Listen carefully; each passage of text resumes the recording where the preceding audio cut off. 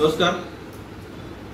ग्रामसेवक संघटनेतून बांधकाम कामगारांची होणारी पिळवणूक आणि त्यांच्या संदर्भात ग्रामसेवकांनी घेतलेली जी काय आडमोठी भूमिका, त्यानंतर संघटनांनी जो काय आम्ही निर्णय घेतला होता की ग्रामसेवकांची कार्य आणि कर्तव्ये या संदर्भात जिल्ह्यामध्ये जनजागृती मोहीम घ्यायची होती, त्याचा पहिला भाग झाल्यानंतर आज दुसरा भाग आम्ही समोर येऊन आपल्या समोर ज्या काही ग्रामसेवकांच्या संदर्भात बायोमेट्रिक प्रणाली जी ग्रामसेवकांना लागू करण्यात आलेली आहे त्या संदर्भात जनतेचं प्रबोधन करणार आहोत। या संदर्भात मुळात जर पंचायत राज व्यवस्थेतील ग्रामसेवक हा घटक फार महत्त्वाचा असतो। ग्रामपंचायतीचा सचिव म्हणून काम करत असताना सामान्य ग्रामस्थ, त्या गावचे नागरिक आणि शासनाच्या ज्या काही विविध योजना असतील, प्रशासकीय बाब याचा मध्यवर्ती दुवा म्हणून ग्रामसेवक काम करत असतो। जसं आम्ही मागच्या भागात म्हटलं होतं की त्याने हेडक्वार्टरला लावून मुख्यालय राहून ज्याचा त्याला भत्ता मिळतो, घरभाडे भत्ता, त्याने गावाची सेवा करायची आहे, त्याचप्रमाणे तो ग्रामसेवक ज्या पद्धतीने गावामध्ये काम करतो तो सकाळी 9:45 ते संध्याकाळी 6:15 हा त्यांचा कार्यालयीन कामकाजाचा वेळ आहे। या कामकाजामध्ये त्यांनी काम केलेलं आहे।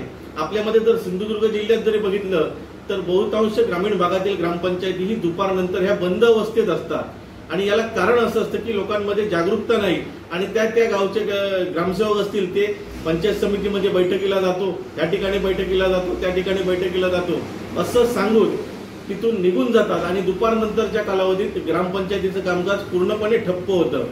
या संदर्भात सिंधुदुर्ग जिल्ह्यातील लोकांनी, ग्रामस्थांनी जागरूक होणं गरजेचं आहे की आपल्या ग्रामपंचायतीचं कामकाज हे सकाळी 9:15 ते संध्याकाळी 6:15 पर्यंत असं कार्यालयीन कामकाज चालणं गरजेचं आहे।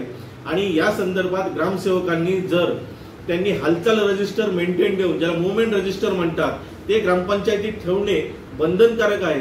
त्या ग्रामसेवकाने जर पंचायत समितीमध्ये बैठकीला जात असेल तर ते बैठकीला जाताना त्या कोणत्या बैठकीला जातो, कोणत्या विभागाच्या बैठकीला जातो याची नोंद करून जाणारी वेळ आणि परत आल्यानंतरच्या वेळेचं साईन करणं हे सुद्धा सामान्य प्रशासन विभागाकडील निर्देशांमध्ये प्रस्तावित केलेलं आहे।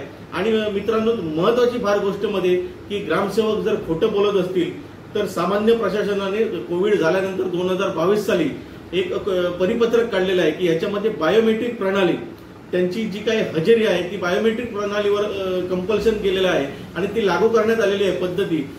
आपल्या दुर्दैवाने सिंधुदुर्गामध्ये एकाही ग्रामपंचायतीमध्ये अशा पद्धतीची यंत्रणा अद्यापपर्यंत बसवली गेलेली नाही।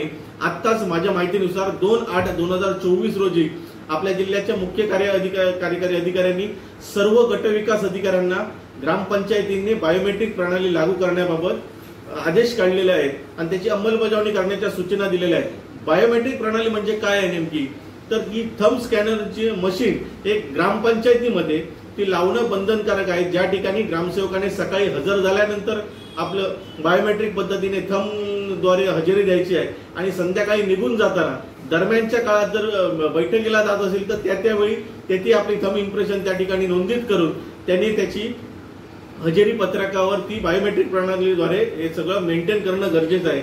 आणि ही बायोमेट्रिक हजेरी पत्रक पूर्ण झाल्यानंतरच त्यांचा पगार, हा पगाराची देयके ही बिले मंजूर होणं अशी एक शासनाचा नियम आहे। या संदर्भात माझी सर्व जिल्ह्यातील बांधवांना, जिल्ह्यातील ग्रामस्थांना विनंती आहे की सर्वांनी आपापल्या ग्रामपंचायतींमध्ये बायोमेट्रिक प्रणाली ग्रामसेवकांनी लागू करण्याबाबत, कंपल्शन करण्याबाबत आपण अट्टाहास धरायचा आहे। शासनाचं परिपत्रक निघालेलं आहे आणि ग्रामसेवक जर तसं करत नसेल, बायोमेट्रिक प्रणालीद्वारे जर त्याची अंमलबजावणी करणार नसेल तर आपण ग्रामसेवकांमध्ये ग्रामसभा ज्या होणार आहेत त्या ग्रामसभांमध्ये या संदर्भात आपले सरपंच असतील, उपसरपंच असतील आणि सर्व सदस्यांनी आपल्या ग्रामसेवकाला जाब विचारणं गरजेचं आहे। धन्यवाद।